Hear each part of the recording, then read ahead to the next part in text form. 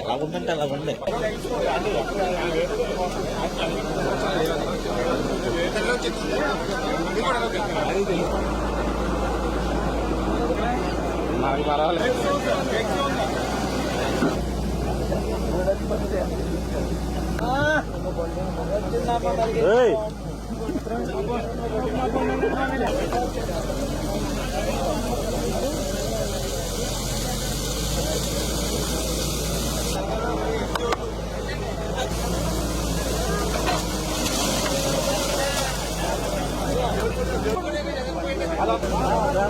అన్న తీతారు వదలండి అది అలవాటే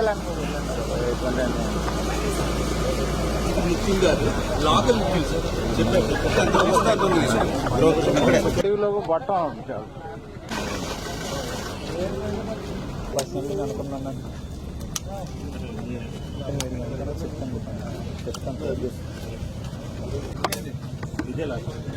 రెండు షట్టర్లు తీసేసి కొత్త పెడతారు.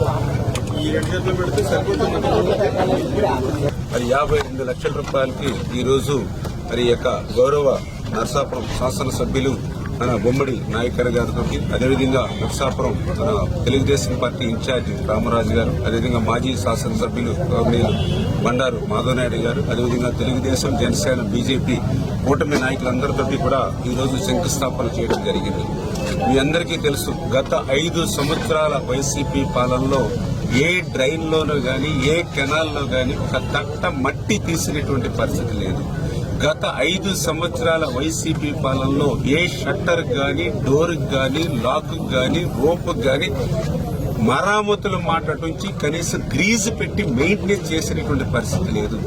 దానివల్ల అంటే గత వైసీపీ ప్రభుత్వం చేసినటువంటి పాపాలన్నీ కూడా ఈ రోజు మాకు శాపాలుగా రైతులకు మారినటువంటి పరిస్థితి. దానికి ఉదాహరణ ఇప్పుడు చూశారు మీరు, ఏదైతే ఈ సరిపల్లి డ్రైన్ అంతా వెళ్తూ ఉంటే రైతులు చెప్తూ ఉన్నారు, గత 5-6 సంవత్సరాల నుంచి మొదటి పంట మేము పండించట్లేదు, కేవలం రెండో పంట పండించుకునే గిద్దుడు అన్నం తింటున్నాం తప్ప మొదటి పంట మాకు లేనటువంటి పరిస్థితి అని వాళ్ళు చెప్తూ ఉన్నారంటే కారణం ఏదైతే ఇప్పుడే మీరు చూశారు, షట్టర్స్ మొత్తం తుక్కు పట్టిపోయి లేస్తే పడుకోదు, పడుకుంటే లేగదు. అదేవిధంగా దీని క్రింద మాధవపాలెం స్లూయిస్ ఉన్నాయి, ఆ గేట్లు కూడా గ్రీజ్ పెట్టి మెయింటెనెన్స్ చేసే పరిస్థితి లేక అవి కూడా ఓపెన్ అవుతాయి, క్లోజ్ అవ్వదు, క్లోజ్ అవుతాయి, ఓపెన్ అవ్వదు. ఈ రకంగా ప్రతి చోట ఈ రకమైనటువంటి ఇబ్బంది.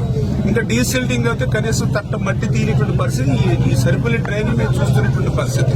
ఈ రకంగా ఆంధ్రప్రదేశ్ రాష్ట్రం అంతా కూడా ఇదే రకమైనటువంటి పరిస్థితి అవడం వల్లే ఇరిగేషన్ వ్యవస్థ ఇంత పెద్ద ఎత్తున విధ్వంసానికి గురైనటువంటి పరిస్థితి.